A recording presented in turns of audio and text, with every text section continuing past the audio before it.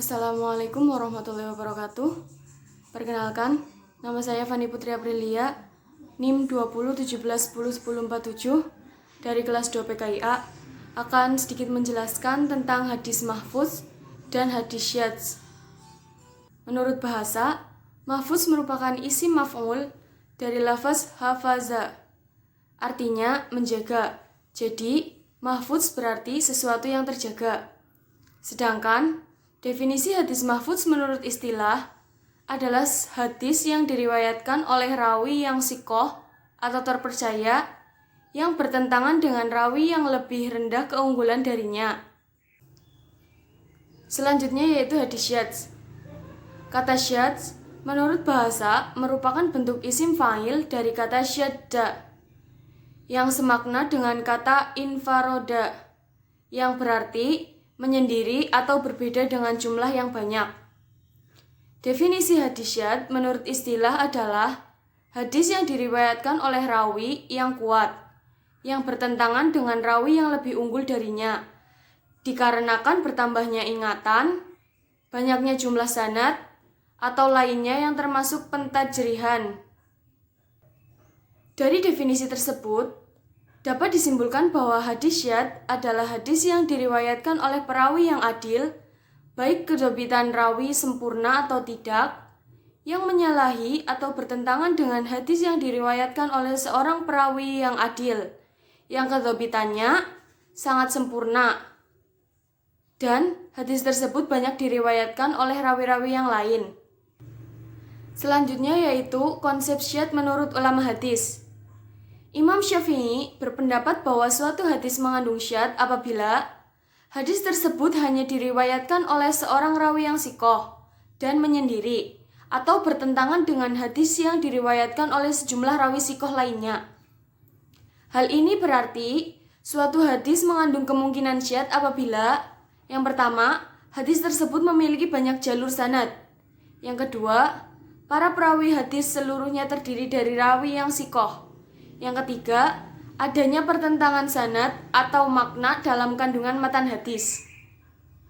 Pendapat lainnya tentang pengertian syadz dikemukakan oleh Al-Hakim. Menurut Al-Hakim, hadis syadz didefinisikan sebagai hadis yang diriwayatkan oleh seorang rawi yang shikoh, dan hadis tersebut tidak memiliki sumber periwayatan lainnya. Namun, dari beberapa pendapat yang berkembang, pendapat Imam Syafi'i termasuk pendapat yang banyak diikuti oleh para ulama hadis. Dalam pandangan jumhur ulama hadis, suatu hadis mengandung syadz apabila adanya pertentangan seorang rawi hadis dengan rawi lainnya yang lebih kuat posisinya. Kekuatan atau kelebihan rawi dimaksud bisa dilihat dari segi keadilannya, kedhobitannya, atau rawi shikoh dalam jumlah yang lebih banyak. Selanjutnya yaitu contoh hadis syadz. Hadis syadz terbagi menjadi dua, yaitu hadis syadz pada sanad dan hadis syadz pada matan. Contoh hadis syadz pada sanad. Inna rajulan mata ala ngahdi Rasulillahi sallallahu alaihi wasallam. Walam yada warithan illa ngabdan huwa a'taqahu. Fa'a'tahu nabiyyu sallallahu alaihi wasallam mirathah. Artinya, bahwasanya seorang lelaki meninggal pada zaman Nabi Shallallahu Alaihi Wasallam dan dia tidak meninggalkan seorang pun ahli waris kecuali seorang hamba yang telah dia merdekakan. Lalu Nabi Shallallahu Alaihi Wasallam memberikannya harta warisan. Hadis tersebut memiliki beberapa jalur sanad. Misalnya, yang pertama Imam Tirmizi, Ibnu Abi Umar dari Sufyan bin Uyainah, dari Amr bin Dinar, dari Ausajah, dari Ibnu Abbas. Yang kedua yaitu Imam Ibnu Majah, Ismail bin Musa, dari Sufyan bin Uyainah, dari Amr bin Dinar, dari Ausajah, dari Ibnu Abbas.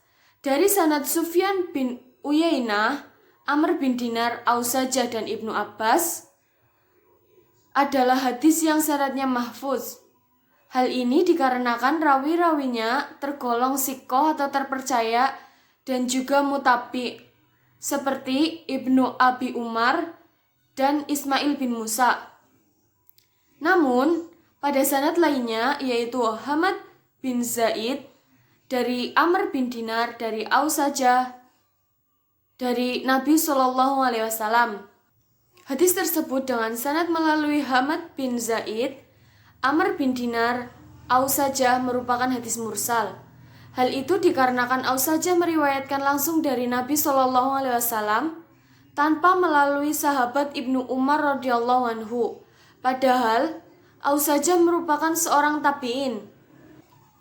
Hamad bin Zaid sendiri adalah seorang rawi yang sikoh atau terpercaya dan riwayatnya dikenal dapat diterima. Namun, karena riwayat Hamad bin Zaid bertentangan dengan riwayat Sufyan bin Uyainah yang sanadnya lebih sikoh, mutabi' dan mutasil atau sambung kepada Nabi Muhammad SAW, maka riwayat Hamad bin Zaid disebut hadis syadz, sedangkan riwayat Sufyan bin Uyainah adalah hadis mahfudz. Selanjutnya yaitu contoh hadis syadz pada matan. Qala Rasulullah sallallahu alaihi wasallam, "Idza shalla ahadukum rak'atail fajri, falyadtaji ala yaminih." Artinya, Rasulullah sallallahu alaihi wasallam bersabda, "Jika salah seorang di antara kalian selesai melaksanakan sholat 2 rakaat fajar, maka hendaklah ia berbaring posisi miring ke kanan." Hadis yang diriwayatkan oleh Abu Hurairah bertentangan dengan hadis yang diriwayatkan oleh Siti Aisyah dalam segi matannya. Hadis yang diriwayatkan oleh Abu Hurairah merupakan hadis qauliyah atau perkataan Nabi Muhammad SAW.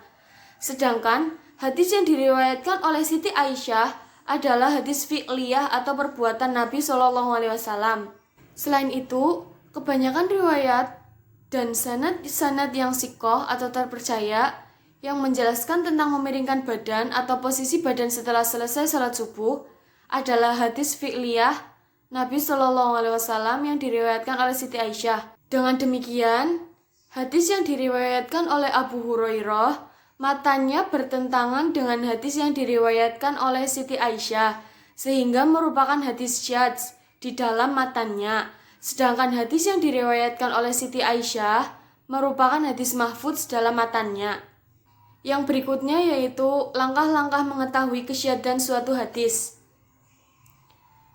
Syuhudi Ismail yang merupakan salah seorang ulama hadis menjelaskan bahwa langkah-langkah yang ditempuh untuk mengetahui kesyadan suatu hadis dapat dilakukan sebagaimana penjelasan berikut. Yang pertama, semua sanad yang mengandung matan hadis yang pokok masalahnya memiliki kesamaan dihimpun dan diperbandingkan. Yang kedua, para periwayat dari seluruh sanad yang telah dihimpun kemudian diteliti kualitasnya. Yang ketiga, menyimpulkan hasil penelitian. Apabila seluruh periwayat bersifat sikoh dan ternyata ada seorang periwayat yang sanadnya menyalahi sanad-sanad yang lainnya yang juga sikoh, maka sanad yang menyalahi itu disebut dengan syanad zat. Sedangkan syanad yang lainnya yang diunggulkan disebut dengan syanad mahfudz. Demikian yang dapat saya sampaikan. Apabila banyak kekurangan, saya mohon maaf yang sebesar-besarnya. Wassalamualaikum warahmatullahi wabarakatuh.